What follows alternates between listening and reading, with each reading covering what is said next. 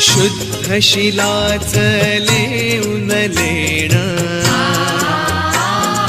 बुद्धम शरणम गाऊन गाण करूया पावन आपुले जीवन होऊन सार